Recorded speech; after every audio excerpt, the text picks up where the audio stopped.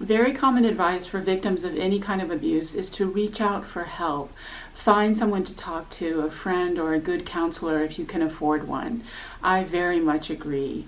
Talking about your problems is imperative for mental health and wellness and emotional well-being. It helps so much. Sharing your stories and experiences can help you understand that you're not crazy. Your feelings are perfectly valid and justified, and that you're not alone, because other people can relate, sympathize, and even empathize. Talking about your problems can also help other people who may be going through something similar feel more open about sharing their own experiences. The problem is, when it comes to workplace bullying, there are no empathetic people to be found. You do not have friends in a workplace bullying environment. Even coworkers who appear benign and who do not bully you are still not your friends. What they are cowards.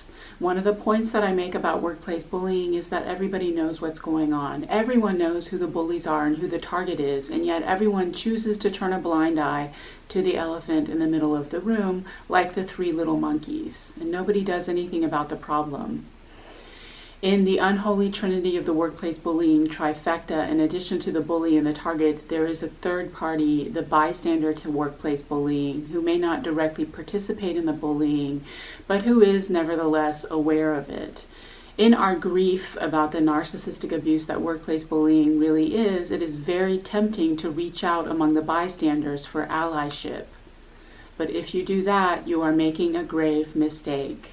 The reason that bystanders to workplace bullying stand idly by and watch another person be abused is that their primary objective is CYA. They're just looking out for themselves. They fear that if they stand up to the bullies in defense of the target, then they will be next. Indeed, they're right.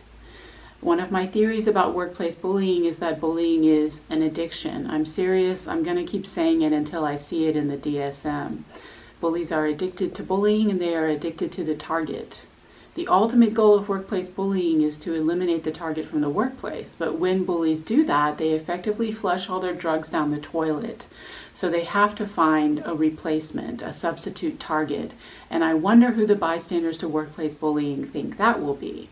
If you are a target of workplace bullying who has been eliminated from the workplace, then clutch your pearls, pop your popcorn, sit back, and enjoy the show as all the people who never lifted a finger to defend, protect, or support you in any way at all whatsoever learn what it feels like when the tables have turned and the shoe is on the other foot, and they too drop like flies. But the primary reason bystanders to workplace bullying do not listen to your complaints about bullying is not necessarily that they can't, it's that they don't want to. Some reactions from workplace bullying bystanders to complaints about bullying are so hostile they border on violent. Bystanders to workplace bullying literally flinch, twitch, and snort in physical discomfort. Something here has literally been triggered, and I think it goes way beyond their emotional illiteracy. Either the bullying reminds them of their own experiences of being bullied, or worse, the bully's treatment of you reminds them of how they really want to treat you but can't bring themselves to for whatever reason. Worst case scenario, this is another example of the Miranda warning in a workplace bullying environment. Anything you say can and will be used against you. If you reach out for allyship among the bystanders to workplace bullying, foolishly assuming that these people are your friends, they very well may take everything that you say and gossip about it with supervisors and even with the bullies themselves. You have no friends inside a narcissistically abusive workplace, and you don't have a lot of friends outside the workplace either. Try talking to family members or so-called friends. Come back and tell me how that worked out for you. The responses are going to be the usual gaslighting. You're angry, negative, unhappy, and too sensitive. Take the high road. Just forgive. Try to have compassion. Just don't let it get to you. Just get over it. Move on. Gag, puke, vomit, wash, rinse, repeat. Ad nauseum. Nobody wants to hear about it inside the workplace, and no one wants to hear about it outside of the workplace for the same reasons. They're emotionally illiterate. They don't have the psychological or emotional tools to deal with it. Adult human psychology is complicated. There is no just anything. If anyone is telling you to just anything, then that person is emotionally illiterate and a gaslighter. And we are living in a superficial age and a superficial law of attraction culture, which equates happiness with feeling good, where it's all about false positivity and where nobody likes a Debbie Downer who points out the obvious truth that abuse is real.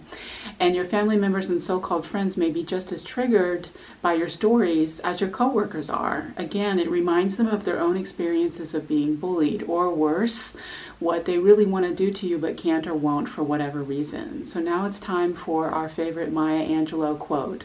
When somebody shows you who they are, believe them the first time. To be a victim of any kind of abuse is to figure out who your real friends are. So maybe it's time to do a house cleaning and take out the trash. If somebody is gaslighting you, then get that person out of your life. So if you can't talk to any of your coworkers about the bullying, and even your family members and so-called friends fail you, then who can you talk to about it? Well, you can come on here or any other online forum or support group for narcissistic abuse or workplace bullying and contribute anonymously if it makes you feel safer. There's also therapy. Therapy is usually very expensive, but if a low-cost option is available to you in your life, then consider that a blessing. The caveat is there are a lot of wounded healers out there. There may be mental health professionals, psychologists, social workers, therapists, counselors who simply do not get what you are going through because they do not understand narcissistic abuse and especially workplace bullying.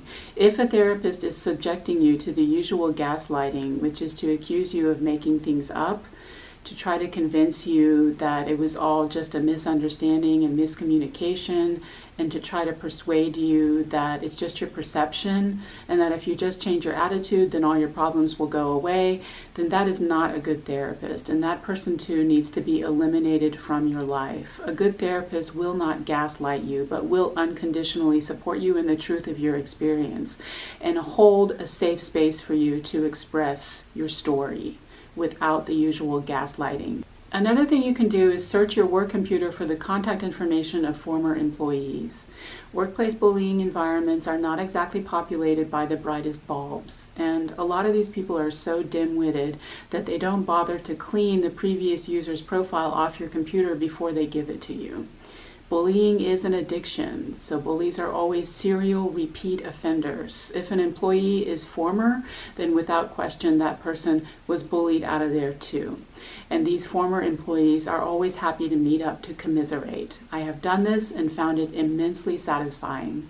With all the gaslighting we get inside and outside of the workplace from supervisors, co-workers, family members, so-called friends, and yes, unfortunately, even therapists, perhaps the alternative is to let our experiences galvanize us to become better listeners ourselves. How have you been a bad listener in your life? How have you resorted to the usual gaslighting with something like, oh, come on, it's not that bad? How have you shied away from topics of conversation that make you feel uncomfortable? Or how have you simply sat in silence, non-responsive, or changed the subject when another person tried to share his or her feelings with you? Real listening is active, not passive. It is a 4-step process. I hear you, I'm listening to you, I understand you, and I can relate. Do you know how to hold a safe space for another person to share his or her feelings with you? Do you know how to listen patiently in a state of mindful non-judgment without trying to fix things and without giving advice? As targets of bullying or victims of any kind of abuse, sometimes the best that we can hope for is to use our experiences to help other people. And I believe one of the best ways to help people in this life is simply to listen, if only because no one ever listened to us. So that's an introduction to how to deal with workplace bullying. Do not talk about the bullying with your coworkers. If you'd like to read more, I've written an essay on workplace bullying. It's on my website. I include that information in the description. The reason I create this video series is to establish a forum where targets of workplace bullying can share their stories and experiences in a kind of support group so you can know, number one, you're not crazy. Workplace bullying is real and your feelings are perfectly valid and justified. And number two, you're not alone. Unfortunately, countless others have experienced the same thing. So I look forward to reading your comments and I'll try to respond. Take care.